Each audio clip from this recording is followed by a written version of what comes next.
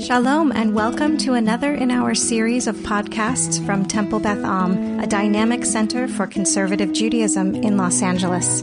This is a recording of a Shabbat sermon by Rabbi Matt Shapiro. A few months ago, the Jewish Federation in New York shared results from an in-depth, wide-ranging survey of Jews in the greater New York area. They looked into a number of topics from poverty to religious observance to substance abuse. Two specific points I'll highlight this morning. First, they found that 1 in 5 adults in Jewish homes, 1 in 5, experienced anxiety and or depression over the course of the pandemic. Second, the survey reported that feeling like part of the Jewish community is associated with a 25% reduction in an individual's odds of anxiety or depression.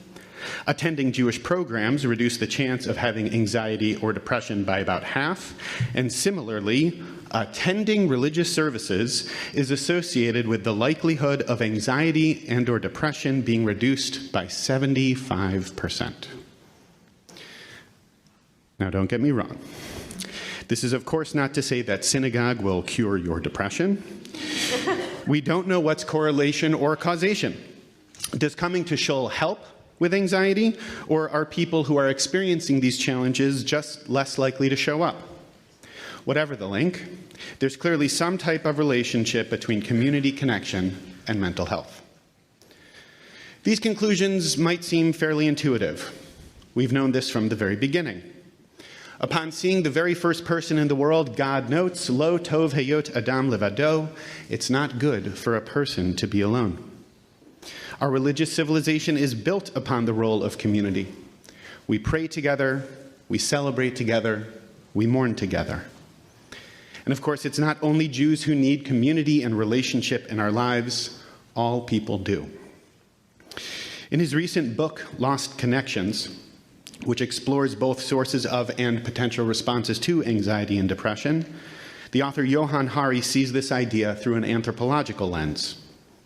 He points out that in the earliest days of humanity, we were only able to survive because of how we worked together.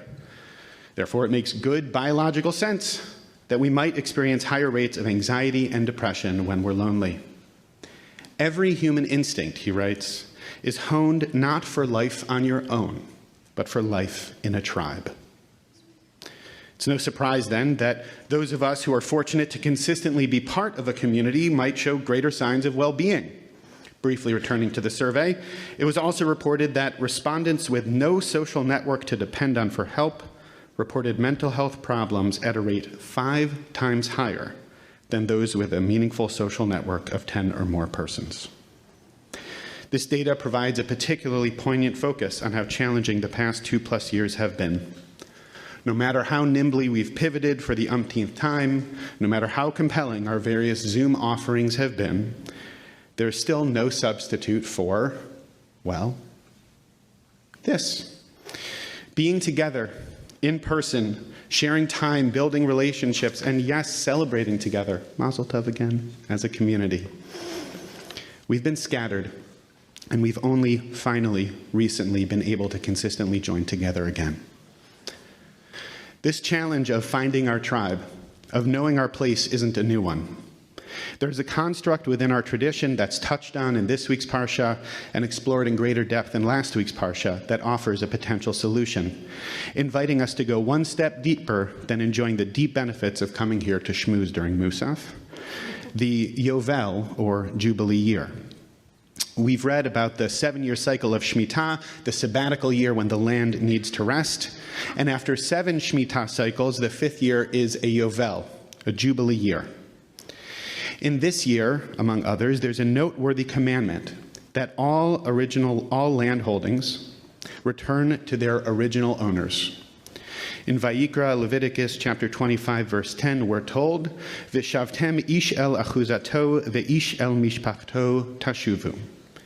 Each of you shall return to your holding, and each of you shall return to your family. In other words, wherever you've been, if you've sold your land, bought other land, whatever has happened, the Yovel year is a complete reset. The logistics of this would, of course, be complicated. I'm neither a farmer nor a land use attorney, so I'm limited in my understanding of exactly how this might work. I'd invite you instead to look at this from the vantage point of relationship and community. Everyone, every person, no matter who they are or what has happened over the years, has a place. And everyone has a right and an obligation to return to that place. What does it mean to return to your home? What would our world look like if each of us always truly knew that we had a place?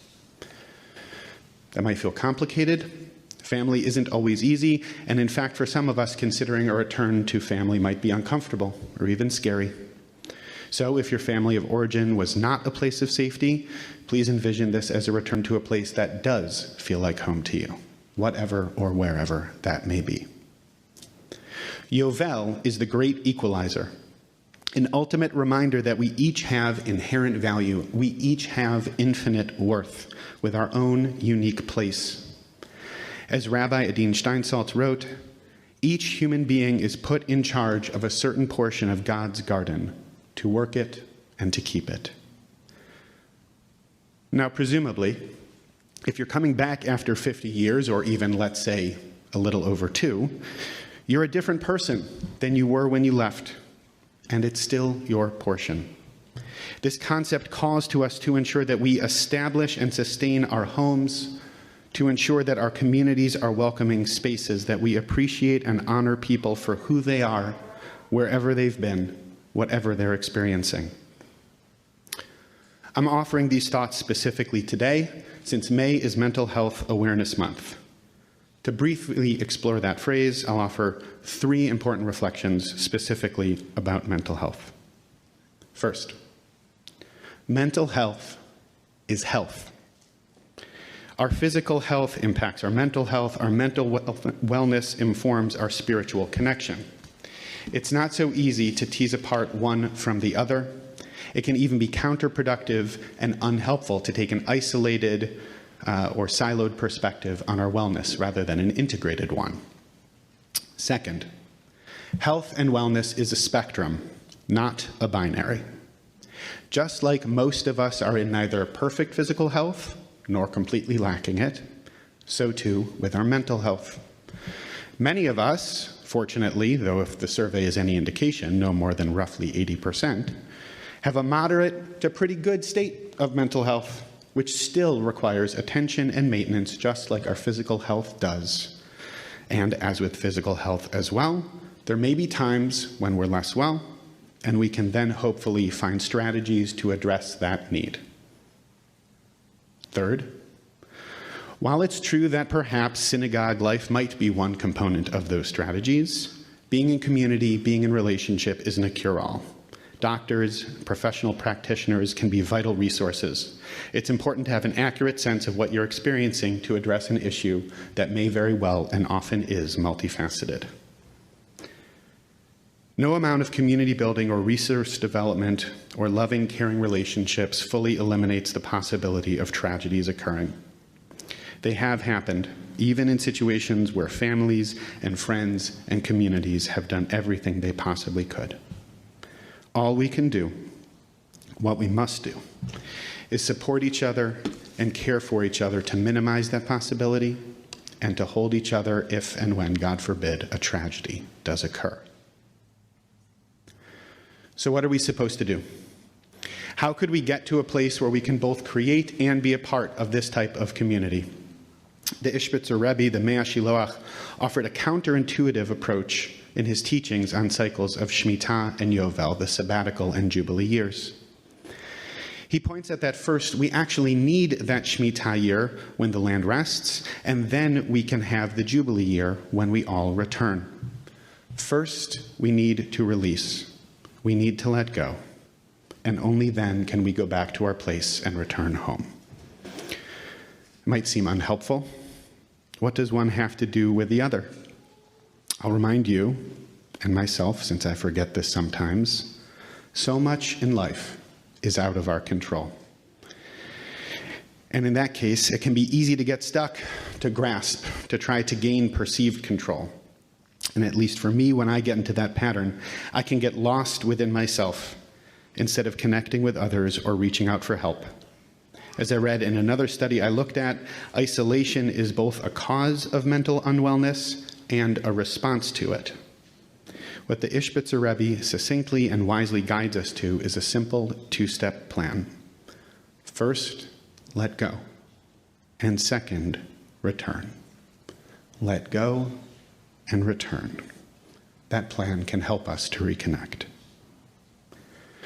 So much of our time in general, especially but not exclusively over the course of COVID, is lived reactively, navigating whatever the current moment throws at us.